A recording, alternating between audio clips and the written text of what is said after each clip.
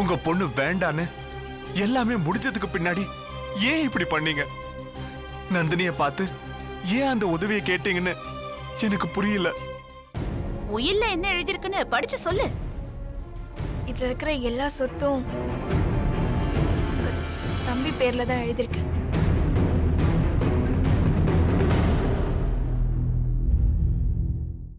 எந்த ஒரு பொண்ணும் செய்ய தயங்குற ஒரு விஷயத்த நீ எவ்வளவு சுலபமா பண்ணியிருக்க.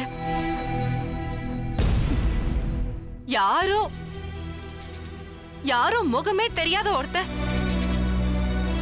அவன் வந்து உன்கிட்ட உதவி கேட்டாங்கிற ஒரே காரணத்துக்காக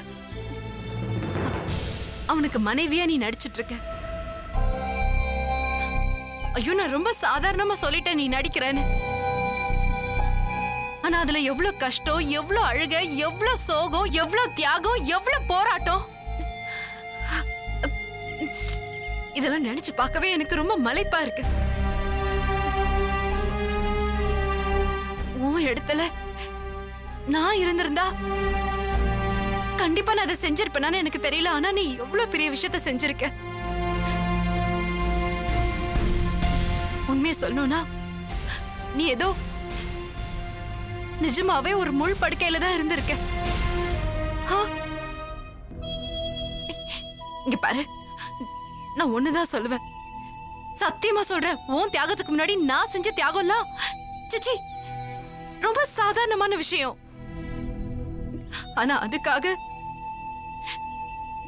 நான் செஞ்ச தியாகத்தை நீ வீணாக்குற. எல்லாரையும் சிரிக்க வச்சிருக்க, நீ அழுதுட்டு நிக்கிற. அழக்கூடாது நந்தினி. எனக்கு தெரியும் நீ இங்க இருந்தாதான் சந்தோஷமா இருப்ப. எனக்கு தெரியும். எனக்கு நீ சந்தோஷமா இருக்கணும், அதுதான் வேணும். ரொம்ப தேங்க்ஸ். என் மேல எவ்வளவு அக்கறை எடுத்து நீ சொன்னதுக்கு தேங்க்ஸ். என்னோட சந்தோஷமே உன் சந்தோஷத்துல தான் இருக்கு லக்ஷ்மி. வெற்றி வீட்டுல என்ன லக்ஷ்மி லக்ஷ்மின்னு கூப்பிடுறாங்களே, இந்த ஊரெல்லாம் லக்ஷ்மி வந்தாச்சு லக்ஷ்மி வந்தாச்சுன்னு சொல்றாங்களே, அந்த லக்ஷ்மி நான் இல்ல.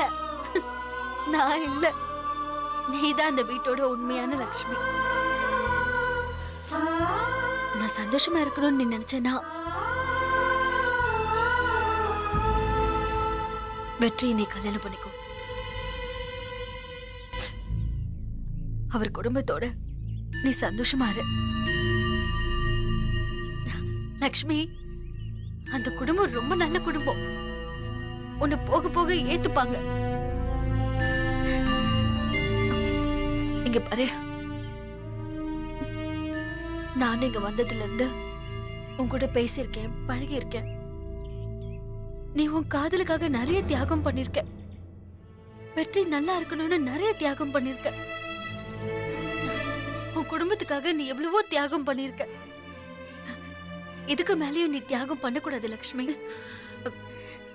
வெற்றியை கல்யாணம் பண்ணிக்கிட்டு நீ சந்தோஷமா இருக்கணும். உண்மையை சொல்லணும்னா, இப்பதான் நீ சொன்னியே என்ன பெண்மைக்கு எடுத்துக்காட்டு அது இதுன்னு. அதெல்லாம் நான் இல்ல, இந்த நந்தினி இல்ல, லக்ஷ்மி நீதான்.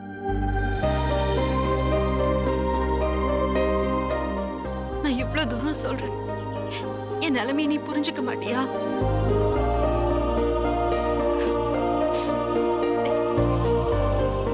நீ ஊருக்கு போறது தெரிஞ்சு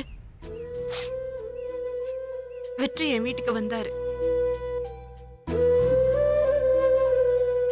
உன் முடிவுக்கு நான் தான் காரணம்னு சொன்னாரு. அவரு நந்தினி போறா, நந்தினி போறா, நந்தினி போறா, நந்தினி போறா.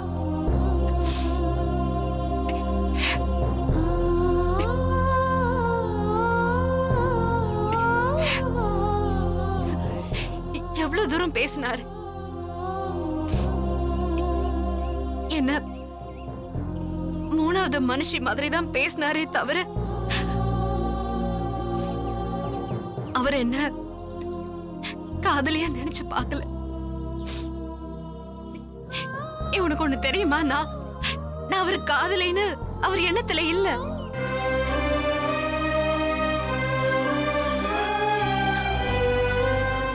அவர் பேசும்போது அவரோட உண்மையான காதலி நீ இந்த ஊரை விட்டு போக போறதுதான் தெரிஞ்சது.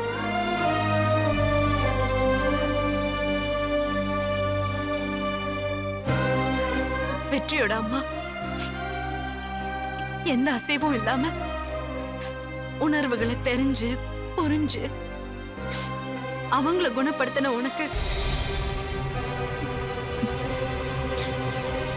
உன்னையே நினைச்சிட்டு இருக்கிற வெற்றியோட மனசு புரியலையா? டேய், இப்ப நீயும் நானும் நம்மள பத்தி பேசிட்டு இருக்கோம். வெற்றியை பத்தி யோசிச்சு பாரு.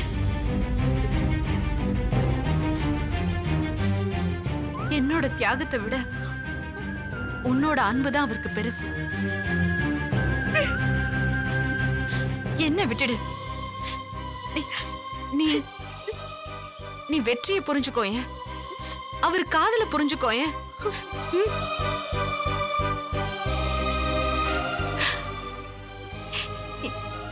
இந்த ஊரை விட்டு மட்டும் போகாத. நான் போறேன் நந்தினி. லக்ஷ்மி, நான் போறேன். என்ன லக்ஷ்மி?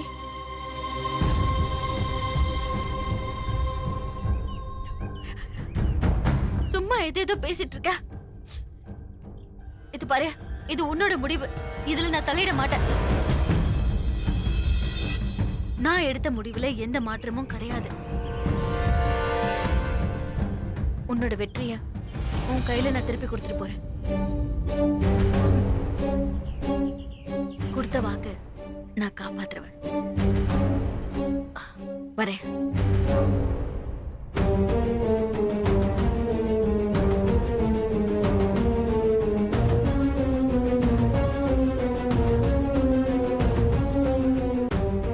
நந்தினி என்னை விட்டு போனாலும் உனக்கும் எனக்கும் கல்யாணம் நடக்கவே நடக்காது. உன்னை நான் எப்போ தலை முழுகிட்டேன்.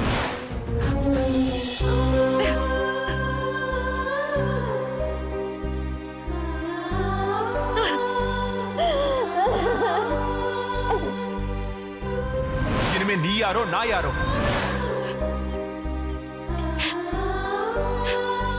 வெற்றி மனசுல நான் இல்ல.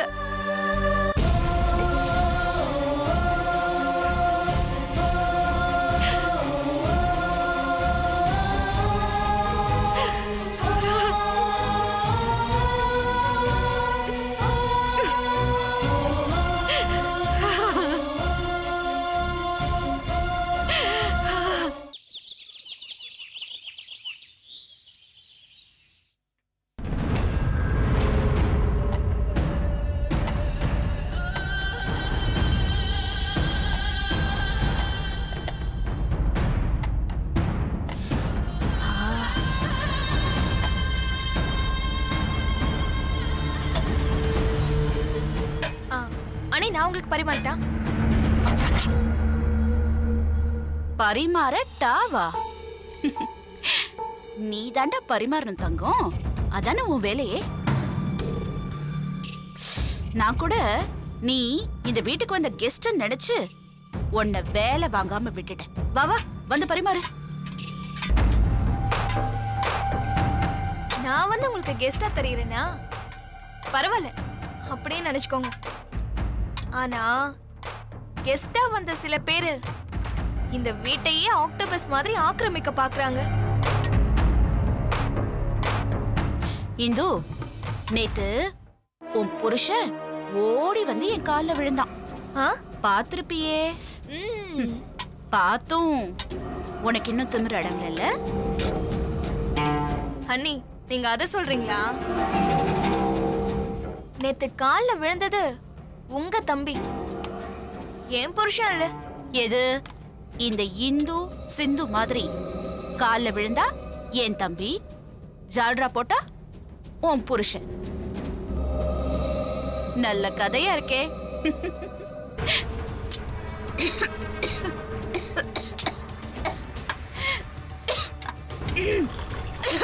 அண்ணி தண்ணி குடிங்க. எனக்கே தண்ணியா? இந்த கோடீஸ்வரி மத்தவங்களுக்கு தண்ணி காட்டி தான் பழக்கம். ஆ, தப்பான பழக்கத்தை சுட்டி காட்டி அதை மாத்துறது தான் ஏன் பழக்கம். உங்களை நான் ஏன் வழிக்கு கொண்டு வந்து காட்டேன். அக்கறையா சாப்பாடு போடுவேன்னு பார்த்தேன். என்ன இந்து நீ ஆணவமா பேசுறியே? இதுக்கு பேர் ஆணவம் இல்ல, நீ நம்பிக்கை, தன்னம்பிக்கை. தன்னால முடியும்னு நினைக்கிறது நம்பிக்கை, தன்னால மட்டும்தான் முடியும்னு நினைக்கிறது ஆணவம். உன் பேச்சுல ஆணவம் தெரியுது. அப்படி தப்பா புரிஞ்சுக்கிட்டா அதுக்கு நான் பொறுப்பு இல்லை. ம், அப்படியா? பொறுப்பில்லாம தான் திருட்டுத்தனமா ராத்திரி போய் என் லாக்கரை திறந்து பத்திரத்தை படிச்சு பாத்தியா?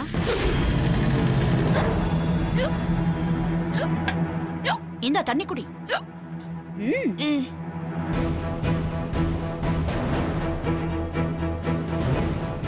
தண்ணி காட்டி தான் பழக்கம்னு சொன்னேன்ல, அது இதுதான். நீ அன்னைக்கு ராத்திரி டாக்குமெண்ட் எடுத்து பார்த்தத நான் பார்த்தேன்.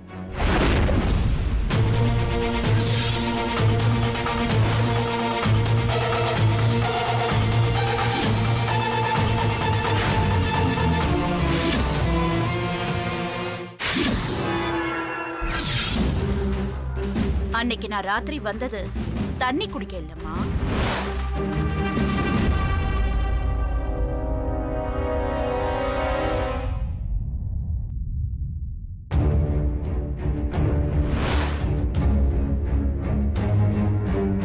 உன்னை அந்த இடத்துலயே வச்சு ஏன் கையும் களவுமா பிடிக்கலன்னு பாக்குறியா? சாவியை எடுத்த நீ என்ன பண்ண போற? உன்னோட தில்லு முள்ளு என்னன்னு கண்டுபிடிக்கதா அப்போ சும்மா கண்டுக்காம விட்டுட்டேன். அது மட்டும் இல்ல, ரெஜிஸ்டர் ஆபீஸ்ல உன்னை கையெழுத்து போட சொன்னப்போ அந்த பத்திரத்தை திருப்பி திருப்பி பாத்தியே, அதையும் நான் பார்த்தேன். படிக்காதவ பத்திரத்தை பாக்குறதுக்கும் படிச்சவ பத்திரத்தை பாக்குறதுக்கும் நிறைய வித்தியாசம் இருக்கு. அப்பவே உன் மேல ஒரு கண்ணு வச்சுட்டேன். ஏதோ ஆர்வத்துல தான் நீ இப்படி பண்றேன்னு விட்டா நீ ரொம்ப துள்றியே. ஆர்வம்தான். உங்களை உங்க புருஷன் வீட்டுக்கு அனுப்பிச்சு விடுற ஆர்வம். அது செய்யற வரைக்கும் என் துள்ளல் எல்லாம் அடங்காத நீ. அடி போடி இவளே, உன் தகுதிக்கு நீ என் பக்கத்துல நிக்கிறதுக்கு கூட அருகதை இல்லாதவன். அப்படி இருந்தும் உன்னை ஏன் என் தம்பிக்கு கட்டி வச்சேன்னு பாக்குறியா? என் குடும்ப ஜோசியர் சொல்லிட்டாரு, நீ இந்த வீட்டுக்கு வந்தா என் புருஷன் ஜெயில இருந்து வந்துருவாருன்னு சொன்னாரு. இது வரைக்கும் அவர் சொன்னதெல்லாம் நடந்திருக்கு தெரியுமா? அதே மாதிரிதான் இதுவும் நடக்கும்னு நான் நம்பினேன். அந்த நம்பிக்கையில தான் ஒரு பால்காரன்னு கூட பார்க்காம உன்னை இந்த வீட்டு மருமகளாக்கியிருக்கேன். ஏந்து ஒரு பெரிய வீட்டுக்கு மருமகளாக போறமே, நம்ம தகுதிக்கு எப்படி உடனே ஒத்துக்கிட்டாங்கன்னு நீ ஒரு நிமிஷம் யோசிச்சிருந்தேன்னா உனக்கு இந்த நிலைமை வந்திருக்காது. இப்போ நான் எந்த வகையில கெட்டு போயிட்டேன்? நான் நல்லா தானே இருக்கேன். நீ நல்லா இருக்கணுமா வேண்டாமான்னு முடிவு பண்ண வேண்டியவ நான் தான். அண்ணி, கேட்கறதுக்குலாம் நல்லா தான் இருக்கு. ஆனா உங்க எண்ணம் என்கிட்ட நடக்காது. ஆ? நடத்தி காட்டுற. உங்களால முடியுமா அண்ணி? முடியும் மாவா? ஏன் முடியாது? சும்மா இல்ல, 25 வருஷம் பாசத்தை கொட்டி வளர்த்திருக்க என் தம்பிய. என்னைக்கும் அவன் என் பேச்சு மீற மாட்டான். அண்ணி, அதெல்லாம் பொண்டாட்டின்னு ஒருத்தி வர வரைக்கும் தான். பொண்டாட்டின்னு வந்துட்டா அவ பாசத்துக்கு முன்னாடி அக்காவோட பாசம் எல்லாம் பொடி பொடியா விழுந்துரும். உண்மையான அக்கா பாசமே நிலைக்காதப்ப ஹோலியா நீங்க காட்டுற பாசம் வெறும் வேஷம்னு அவருக்கு ஈஸியா புரிய வைக்கிறேன். சொத்துக்காக அவரை படிக்க வைக்காம விவரம் தெரியாம வளர்த்தத உணர வைக்கிறேன். அவரை ஏடிஎம் கார்டு மாதிரி யூஸ் பண்றதை எடுத்து சொல்லி அவரை விட்டே உங்களை உங்க புருஷன் வீட்டுக்கு அனுப்பி வைக்கிறேன்.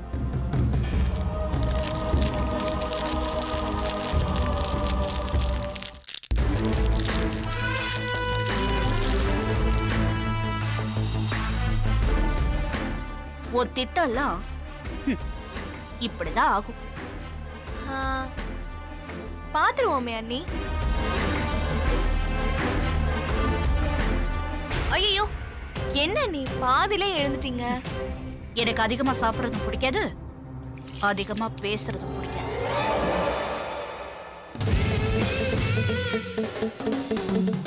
அண்ணி, கைய பாருங்க, சரியா கழுவவே இல்ல. இந்த மாதிரி அவசரப்பட்டா இப்படிதான். எது செஞ்சாலும் நிதானமா யோசிச்சு செய்யணும். ம்?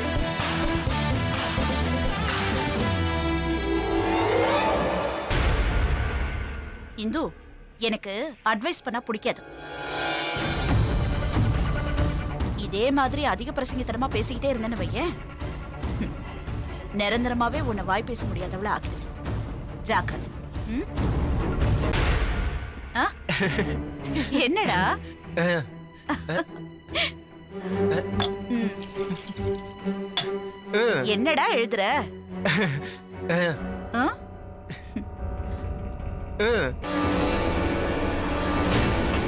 நீங்க 2 பேரும் எப்பவும் இதே மாதிரி ஒற்றுமையா இருக்கானும்.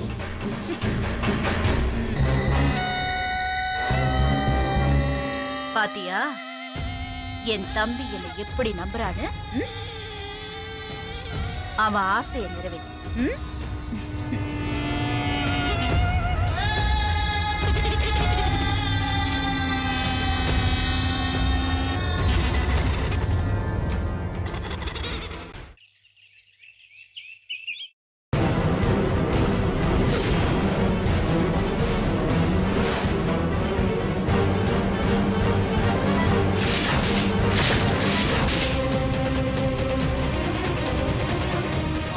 லக்ஷ்மி, என்ன இது?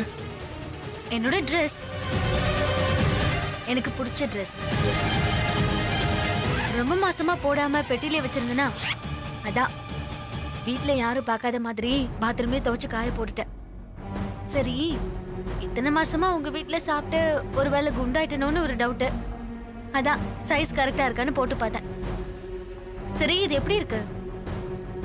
பழைய நந்தினி தான் இல்ல? அதுதான் கரெக்டான Dress கூட சொல்லுது. இதோ பாரு லக்ஷ்மி, நீ ஏற்கனவே என் கூட சரியா பேசாததுனால நான் நொந்து போயிருக்கேன். இப்ப இந்த Dress எல்லாம் போட்டுக்கிட்டு என்ன ஏன் இப்படி கொடுமைப்படுத்துற? நீ லக்ஷ்மியாவே இரு. நந்தினி வேண்டாம், வேண்டவே வேண்டாம். ஓ, இதுக்கு தான் ரவுடி லட்சுமியை பார்த்து சத்தம் போட்டு வந்தீங்களா சார்? நீங்க பார்க்க அப்பாவியா இருந்தாலும் நீங்க லேசுப்பட்ட ஆள் இல்ல சார். ஏய், மறுபடியும் சார்னு கூப்பிடாத, என்னால தாங்க முடியல. அப்படியே சார்? மறுபடியும் சார்னு கூப்பிட்டா எனக்கு கோவம் வரும். அந்த ரவுடி லட்சுமி உன்னை பார்க்க மாட்டேன்னு சொல்லிட்டு நான் வந்ததை உன்கிட்ட சொல்லிட்டாளா? அவள இங்க பாருங்க, நீங்க யார்கிட்ட என்ன சொன்னாலும் சரி, ஏன் முடிவுல மாற்றம் இல்ல. நீங்களா டிக்கெட் எடுத்து கொடுத்தீங்கன்னா நல்லது. இல்ல அத்தை மாமா எல்லார்கிட்டயும் சொல்லிட்டு நான் என் பாட்டுக்கு ஊருக்கு கிளம்பிடுவேன். லக்ஷ்மி, நீ ஊருக்கு போகாம இருக்க நான் என்ன செய்யணும்னு சொல்லு. ரவுடி லட்சுமியை நீங்க கல்யாணம் பண்ணிக்கணும். அப்படி செஞ்சீங்கன்னா இங்க ஒரு வேலைக்காரியா அத்தையை பார்த்துக்கிட்டு பழையபடி இருக்கேன். இப்ப நான் ரவுடி லட்சுமியை கல்யாணம் பண்ணிக்கணும், அவ்வளவுதானே? ஆமா. சரி, நான் இதுக்கு ஒரு முடிவு எடுக்கிறேன்.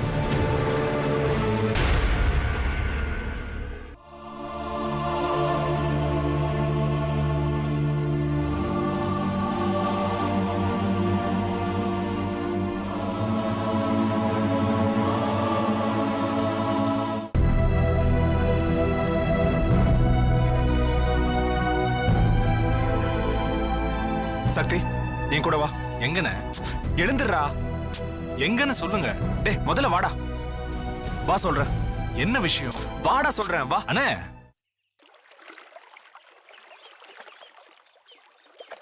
அண்ணே, என்னண்ணே அவசரமா கூப்பிட்டு வந்தீங்க? என்ன விஷயம்? டேய் சொல்றேன்டா. அன்னைக்கு நைட்டு தூங்காம ஏன் வெளியில உட்காந்துக்கிட்டு இருக்கீங்கன்னு கேட்டல. ஆமா, ஜெயில தூக்கம் வராம இருந்ததுனால பழகடிச்சுன்னு சொன்னீங்க. அன்னைக்கு நான் சொன்னது பொய்டா. என்னண்ணே, உங்களுக்கு பொய் சொல்ல கூட தெரியுமா? சரி, ஏன் அப்படி சொன்னீங்க? என்னோட பிரச்சனைய நானே சமாளிக்கணும்னு நினைச்சேன். ஆனா அது என்னால முடியாதுன்னு தெரிஞ்சு போச்சு. அண்ணே, உங்களுக்கு பிரச்சனையா? என்ன பிரச்சனை? லக்ஷ்மி நம்ம வீட்டை விட்டு போகணும்னு முடிவு பண்ணிட்டா.